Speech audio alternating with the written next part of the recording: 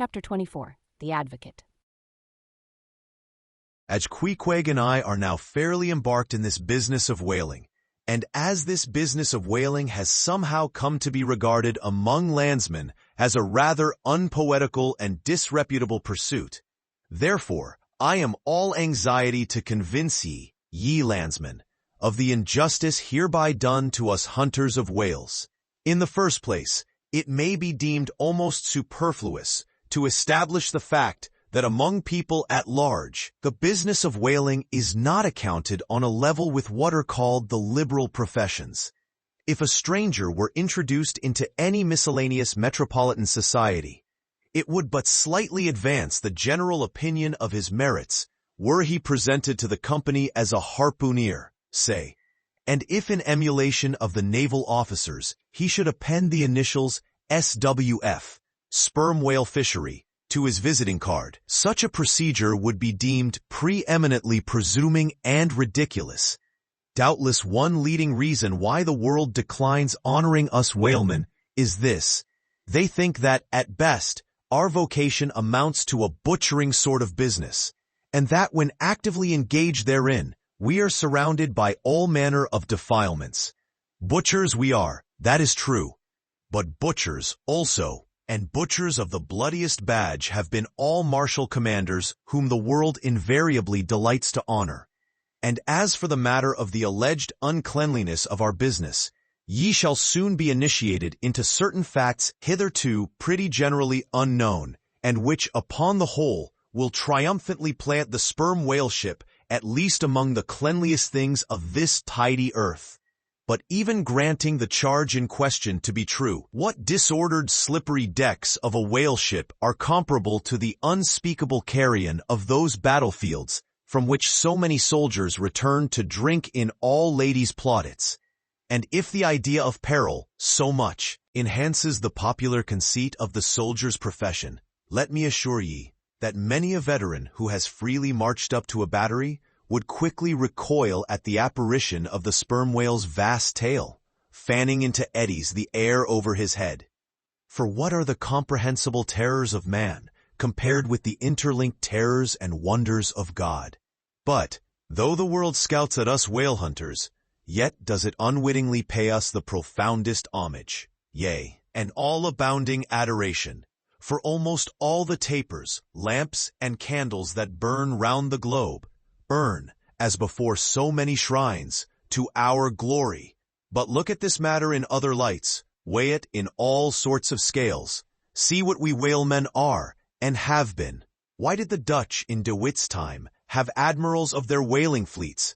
Why did Louis XVI of France, at his own personal expense, fit out whaling ships from Dunkirk, and politely invite to that town some score or two of families from our own island of Nantucket? Why did Britain between the years 1750 and 1788 pay to her whalemen in bounties upwards of £1,000,000? And lastly, how comes it that we whalemen of America now outnumber all the rest of the banded whalemen in the world, sail a navy of upwards of 700 vessels, manned by 18,000 men, yearly consuming $4 million of dollars, the ship's worth at the time of sailing $20 million, and every year importing into our harbors a well-reaped harvest of $7 million? How comes all this, if there be not something puissant in whaling? But this is not the half. Look again. I freely assert that the cosmopolite philosopher cannot, for his life, point out one single peaceful influence, which within the last 60 years has operated more potentially upon the whole broad world, taken in one aggregate, than the high and mighty business of whaling. One way and another, it has begotten events so remarkable in themselves, and so continuously momentous in their sequential issues, that whaling may well be regarded as that Egyptian mother who bore offspring themselves pregnant from her womb. It would be a hopeless, endless task to catalogue all these things. Let a handful suffice. For many years past, the whale ship has been the pioneer in ferreting out the remotest and least known parts of the earth. She has explored seas and archipelagos which had no chart, where no Cook or Vancouver had ever sailed. If American and European men of war now peacefully ride in once savage harbors, let them fire salutes to the honor and glory of the whale ship, which originally showed them the way, and first interpreted between them and the savages. They may celebrate as they will, the heroes of exploring expeditions, your Cooks, your Cruisensterns, but I say that scores of anonymous captains have sailed out of Nantucket, that were as great and greater than your Cook and your Cruisenstern. For in their succorless empty-handedness, they, in the heathenish sharked waters, and by the beaches of unrecorded Javelin Islands, battled with virgin wonders and terrors that Cook, with all his marines and muskets, would not willingly have dared. All that is made such a flourish of in the old South Sea voyages. Those things were but the lifetime commonplaces of our heroic Nantucketers. Often, adventures which Vancouver dedicates 3 chapters to, these men accounted unworthy of being set down in the ship's common log. Ah, the world! Oh, the world! Until the whale fishery rounded Cape Horn, no commerce but colonial, scarcely any intercourse but colonial, was carried on between Europe and the long line of the opulent Spanish provinces on the Pacific coast. It was the whalemen who first broke through the jealous policy of the Spanish crown touching those colonies, and if space permitted, it might be distinctly shown how from those whalemen at last eventuated the liberation of Peru, Chile, and Bolivia from the yoke of Old Spain, and the establishment of the eternal democracy in those parts. That great America on the other side of the sphere, Australia, was given to the enlightened world by the whalemen.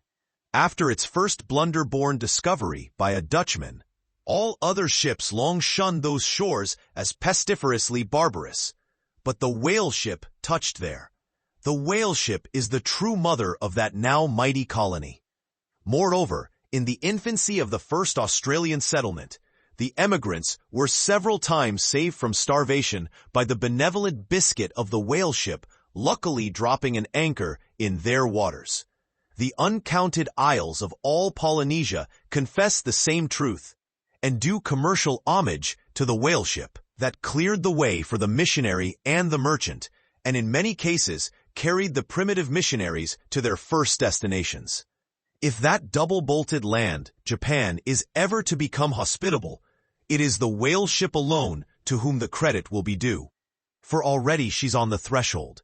But if in the face of all this, you still declare that whaling has no aesthetically noble associations connected with it, then I'm ready to shiver 50 lances with you there, and unhorse you with a split helmet every time.